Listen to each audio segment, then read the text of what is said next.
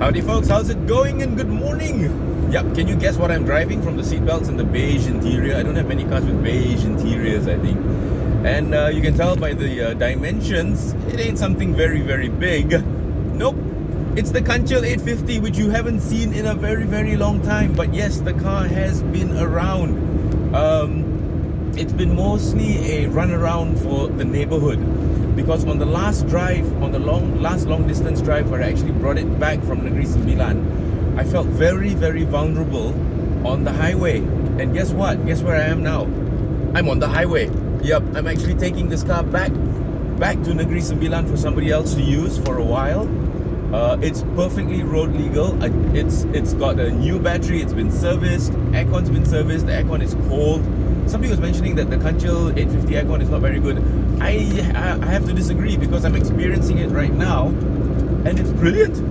It's absolutely brilliant. Sorry that there's a bit of shake. Yeah, I'm using my phone holder. So anyway, the reason why I've not driven this car a lot insofar as the long drives are concerned, two factors. One, I feel, like I said, very vulnerable on the road.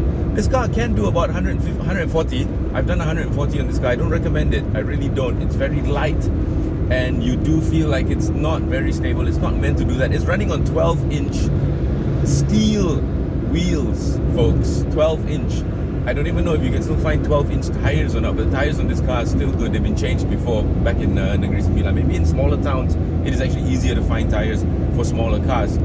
And the second reason is I'm in fifth gear.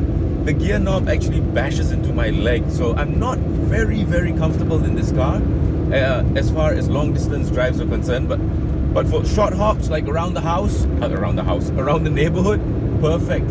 It's so easy to park. You won't believe how small this car is from the outside actually, until you park it next to a new Myvi. It makes the new Myvi look like an Alza. I mean, it makes the new Myvi look huge. Not saying that the new Myvi is a small car, but even if you park this next to a new Azia, the Azia looks a lot bigger. The Kancil is actually a very tiny car, and I think that's why Perodua actually came up with physically bigger cars, because the Kancil is actually physically too small to actually ply our roads anymore. I'm actually keeping to the left lane, not the emergency lane, the left lane, the slow lane where trucks are. And yeah, I'm actually battling with trucks for right of way. It's ridiculous. So anyway, the reason for this video is just to say a short farewell to the Kancil 850, which has proven to be a really good runaround car for the town. Nothing is easier to park. If you can find a Kancil that's auto, I think if you want an auto, a 3-speed auto, fine, go for it. This is a 5-speed manual 850 bone stock, and really, really hard to find these days, as insofar as something that's not been modified. Because I can understand why somebody would modify a car like this. It needs more creature comforts insofar as the new millennium is concerned, insofar as technology, advancements in technology, Apple iPlay, Apple CarPlay, Android Auto, that sort of thing, maybe reverse sensors or even a reverse camera, dash cam. All these things were non-existent when this car was new. So I can understand why owners would actually want to upgrade, you know, these sort of things. I mean, this car, it's still got its tape player. I mean, not even a CD player, a cassette tape player. So yeah, I mean, if you can live with, or sorry, if you are working in town, you live in town, and you just need a cheap, cheerful runabout, I cannot stress enough how good a Kancil or even a Kalisa would be for your daily needs. However, if you travel out of town a lot, let's say, you know, your folks live out of town and you have to go back to I don't know, Johor or Penang or stuff like that, and you need a car that can handle a long distance drive, don't get a Kancil, don't get a Kalisa, get a Myvi.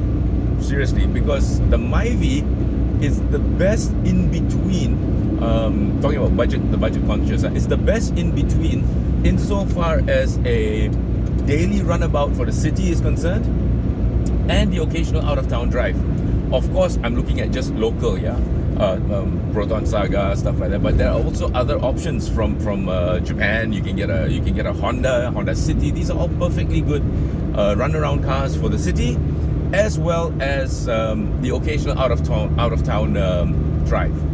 Okay, the second part of this excuse me, the second part of this video has to do with why I prefer to buy cars from a private seller instead of a used car dealer. And I'm going to talk about that very, very soon, because man, did I have a wake-up call the other day that was quite jarring.